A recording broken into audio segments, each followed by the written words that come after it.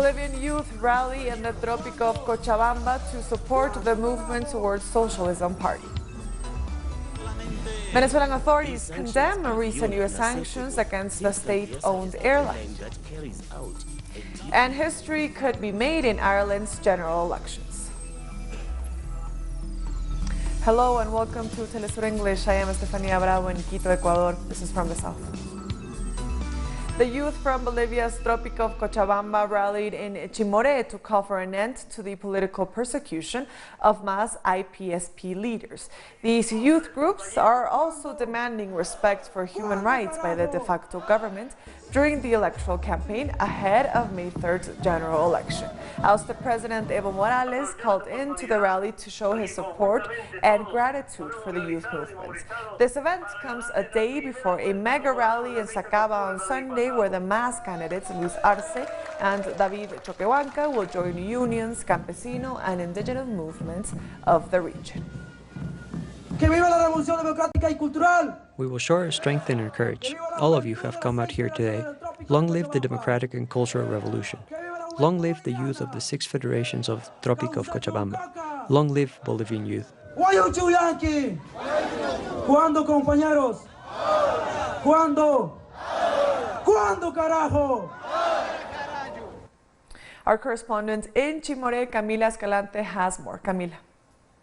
It's Saturday, February 8th. I'm in Bolivia's Chapar in Chimoré as the youth of the Tropical is marching across the Cochabamba-Santa Cruz Highway. Arriving here, they're demanding an end to the political persecution by the de facto government against political and social leaders of the movement towards socialism and those who've been labeled masistas. And they've also been demanding respect for human rights during this campaign leading up to the May 3rd election, which the country will once again be headed to the ballot box to cast votes for the president of the country following the October 20th election, which resulted in President Evo Morales winning with a more than 10% margin over his nearest opponent, Carlos Mesa. The new term, of course, is never to be, and the coup leader and former Senator Janine Áñez is among the contenders now in this new election, despite having said that she wouldn't be running and having said that she was just doing her part as interim president of this supposed transition period.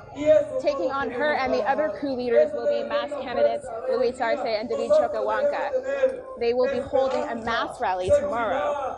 Sunday, about 4 hours away from here in Sacaba, is another movement towards socialism stronghold, and that'll see the presence of numerous mass candidates, including Arce and Choquehuanca, and the popular 6 Federations leader, Andrónico Rodriguez, and the unions and campesino and indigenous movements of this region. That was Camila Escalante in Bolivia. Moving on, El Salvador's parliament has rejected President Nayib Bukele's call for an extraordinary session in order to approve funds for a security plan. President Bukele had requested the approval of a $109 million loan for his security and territorial plan.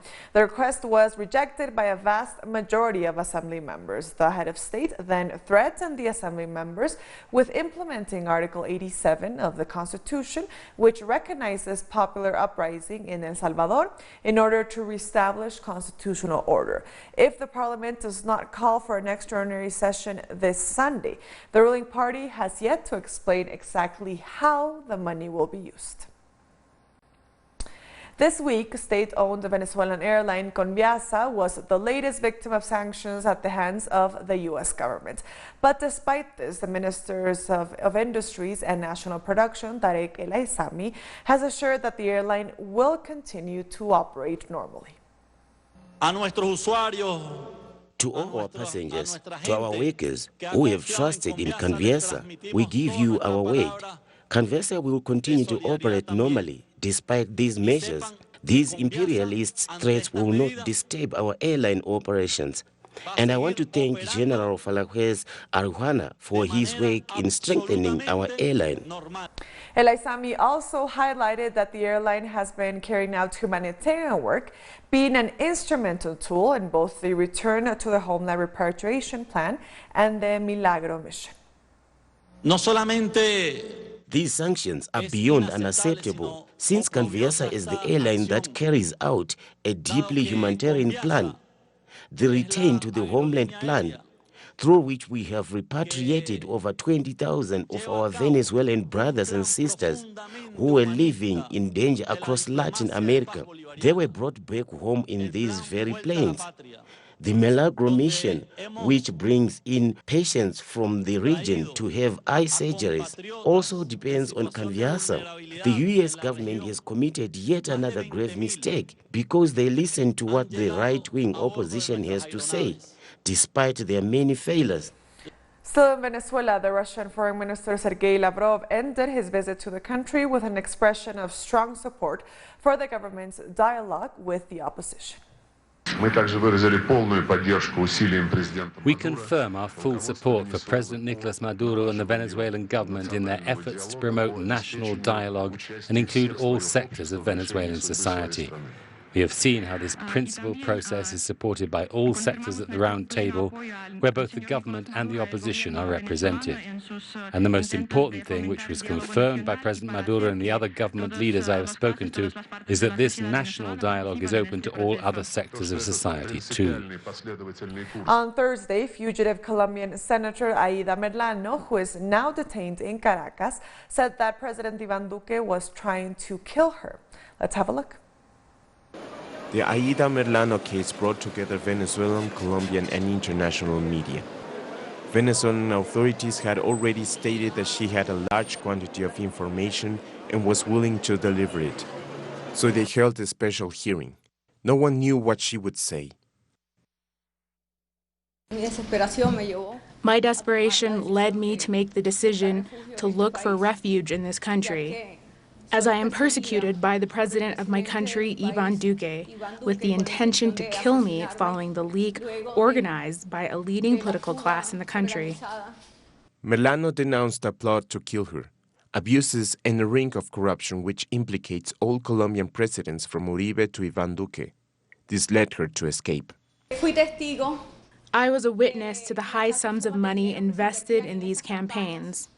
They have been in charge of buying all the traditional political class in the region and are the largest contractors of the state and the largest financiers of the presidential campaigns of recent years. We could say approximately 20 years old here, long before the Uribe campaign or since the first president of Álvaro Uribe Vélez. Merlano discovered $1 million operation within Colombian politics. She says she has a wide range of evidence in the form of video, audio, contracts, and public tenders, which implicate Colombian politicians. I know the amount which was given and to whom it was given, and I also know what each congressman manages and how much was invested in each presidential campaign to receive bribes.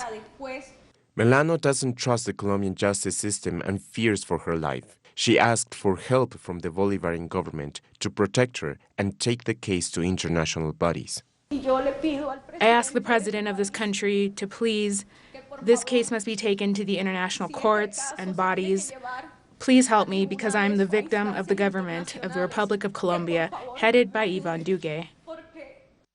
A new political scandal for Colombia, this time looming over the Caribbean coast of Colombia and the Nariño Palace in Bogotá, with effects which could devastate the political class. We'll be right back. Stay with us.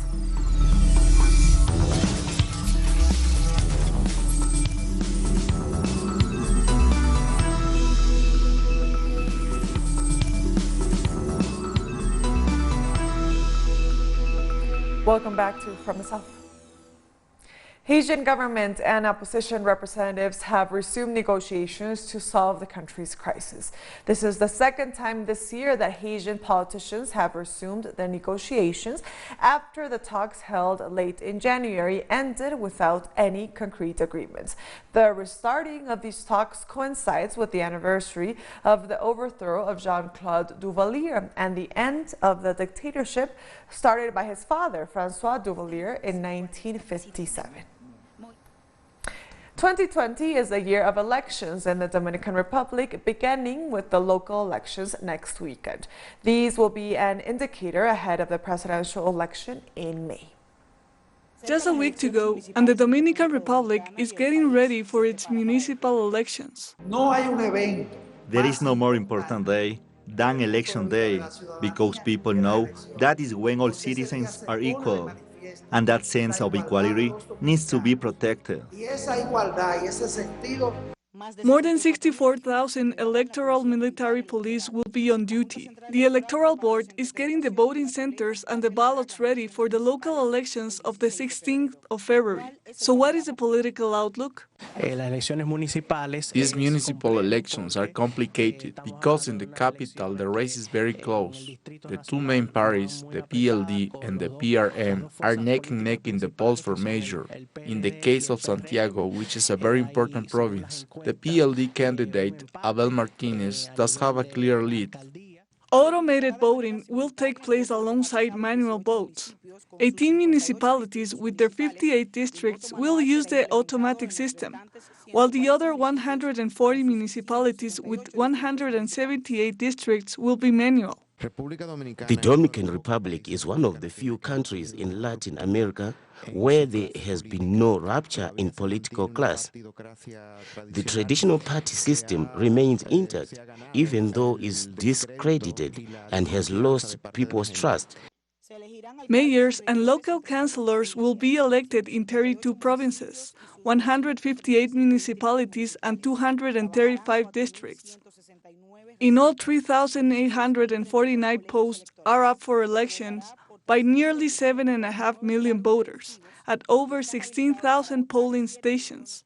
The people will vote for those who can give them something, not public service, not big ideas or a vision of society, but some direct help to help them survive, which is what people expect, and which is the legacy of this neoliberal system in which we are living in the Dominican Republic. There has been a campaign against the selling of votes under the slogan, "If you sell your vote, we all lose." The results of these elections will be a test of what is to come in the presidential elections in May. Moving on, 28 countries have ratified their membership to the African Continental Free Trade Area. The countries submitted the ratifications to the African Union on the sidelines of the 33rd AU Summit held in the Ethiopian capital, Addis Ababa. More countries are also expected to sign. The African Continental Free Trade Area was officially launched on July 7th, 2019, and it's said to be the world's largest free trade area since the formation of the World Trade Organization. We'll be generating large economies of scale and scope, vital to attracting large-scale and long-term investments. These will in turn accelerate development across Africa. Cameroon's English-speaking regions has been gripped by fear ahead of Sunday's elections. Residents in the violence-torn Anglophone Northwest and Southwest regions have remained indoors due to recent clashes with separatist groups who have threatened to disrupt the elections. Streets have remained empty except for heavily armed military patrols. Bitter fighting in these regions has claimed more than 3,000 lives and forcibly displaced 700,000 people. So, as we talk now, there is a complete lockdown. Nothing, no cars are moving, everywhere is closed. Why is it like that? Because they don't want elections in Northwest and in Southwest. They believe that the government is not giving them their rights. They believe that they are being marginalized. The United Nations says around 600,000 people have been internally displaced in Burkina Faso after fleeing the northern and eastern regions of the country. Their hosts, who are fellow citizens, also face poverty, strained health services, inadequate schools, and rapidly disappearing livelihoods as temperatures rise and their land becomes barren. Earlier this week, an unidentified group killed 20 civilians in an attack on Landamol village in the northern province of Sino. A week earlier, another attack on a market in Somme province left 39 people dead. For us, there are the same people, those who come to steal, those who come to kill. It's the jihadists. Most of my family have made it here, but have nothing to eat. We sleep outside and have to keep some of our belongings outside too. I'm also shocked by the extent of the humanitarian need. So this is a humanitarian emergency of big proportion. Kenyans have paid their last respects to late former President Daniel Arap Moi. President Uhuru Kenyatta and a number of government officials were among the attendees for the funeral service. Arap Moi passed away last week at the age of 95. His body will lay in state for the public in Parliament before being sent to his village for burial next week. Moi enjoyed strong support from many and was seen as a unifying figure when he took over after the death of Jomo Kenyatta. In the global arena, we must also remind people that he was able to transition Kenya from the era of the Cold War and into a new era of multipartyism that was beginning to take place globally. And he did it with a lot of dignity and decorum. We'll be right back. Stay with us.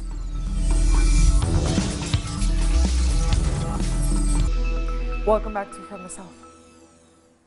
People in Ireland took to the polls on Saturday to vote in a general election. These elections could prove to be historic as for the first time ever, opinion polls show that the left-wing nationalist Sinn Féin party outpaced both the right-wing Fianna Fáil and the ruling Fine Gael parties. Voters have said they hope to break the historic duopoly of the conservative parties and bring a change to the nation. The left-wing party, which is both in Ireland and Northern Ireland, has been a major player in the country's politics, especially for its inflexible position on a united Ireland. Today is the day that the people are in charge and every single vote counts. People have told us throughout this campaign that they want change. That they want to change in representation and they want to change in government. So I'm saying to people, please come out today and vote for that change. Fianna Fáil and Fine Gael have been in power for the past 100 years or whatever, like, so a bit of change. Now whether Sinn Féin's change is a good change is yet to be seen, but yeah, people just want a bit of change. I think there will be change. I'm hopeful that there will be change. In this country for far too long, it's been dominated by two parties. And although those two parties I wouldn't say would be extreme right parties, they have a tendency to the right. At least 20 people have been killed in Thailand and several others injured after a mass shooting. Gunfire was heard as police evacuated dozens of hostages who were trapped in Terminal 21 Mall in Nakhon Ratchasima, where the gunman was still holed up. An army officer identified as Sergeant Major Jagrapant Thoma reportedly stole a military vehicle from a nearby army base and drove into the city center, shooting indiscriminately at people. Indians living in New Delhi have voted in the Regional House of Assembly elections. This election is considered a key test for Prime Minister Narendra Modi as it takes place during ongoing protests against his controversial citizenship laws. Results are expected on Tuesday. State election, so national issue is not a matter over here. We need a person who is more accessible, whom we can go for day-to-day works for the upkeep of our colony, the development of parks, the making of roads and all. So national issue does not hold any importance for me. For me, this election is a local election. A U.S. federal grand jury has indicted the 21-year-old suspect in last August El Paso Walmart shooting on 90 counts of hate crime. Patrick Cruces of Allen, Texas was charged with 22 counts of hate crimes resulting in death, 23 counts of hate crimes involving attempted murder, and 45 counts of discharging a firearm in the commission of a hate crime. On August 3rd, Cruces carried a rifle and opened fire at a Walmart, killing or injuring nearly 50 men, women, and children. The racially motivated anti-Latino attack was the deadliest in modern U.S. history. A federal grand jury sitting here in El Paso returned a 90-count indictment against the Walmart shooter. That's 2 counts for each of the 44 innocent victims who were shot by the attacker, both those who survived and those who did not, as well as 2 additional counts for one of the other people he attempted to kill. As I mentioned, 22 of the 90 counts carry a maximum penalty of death. We're going to follow DOJ's established protocol for deciding whether to recommend the death penalty to a jury. In other news, Mexican President Andrés Manuel López Obrador has announced that the presidential plane purchased by previous administrations will be raffled off. Any citizen can participate in the lottery by purchasing a ticket, and all funds collected will be used to purchase medical equipment. Starting on March 1st, places like this one will be selling tickets for the raffle of the presidential plane. Those who sell the tickets will also participate, like Paula Ramirez, who says she's proud to be part of this project. I think this is very good because it's going to benefit our country and the people who need access to medical services. The raffle is set for September 15. The National Lottery will issue 6 million tickets as part of the government's strategy to find a use for the luxurious plane acquired by former President Felipe Calderón. We are helpless when it comes to these expenses they make against the people. The strategy being taken by President López Obrador is very good. They are thinking about the people. President Andrés Manuel López Obrador has said that the extravagant features of the plane used by former President Enrique Peña Nieto made it difficult to find someone who would pay $130 million for it. How can a president travel in such a luxurious plane when there are more than 60 million Mexicans living in poverty? So we can help now by making history.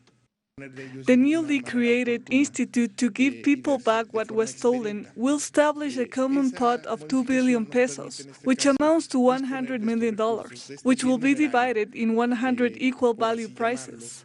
This is going to allow us to sell assets which are not easy to sell by traditional means. By making it a draw, Congress is opening up many possibilities for the state. Authorities expect to acquire close to 3 billion pesos through the raffle. This money will be used for the purchase of medical equipment for hospitals located in the nation's most impoverished areas. And with that, we've come to the end of this news brief. You can find these and other stories on our website at telesurenglish.net. Join us as well on social media. We are on Facebook, on Twitter, and on Instagram. For Telesur English, I am Estefania Bravo. Until next time.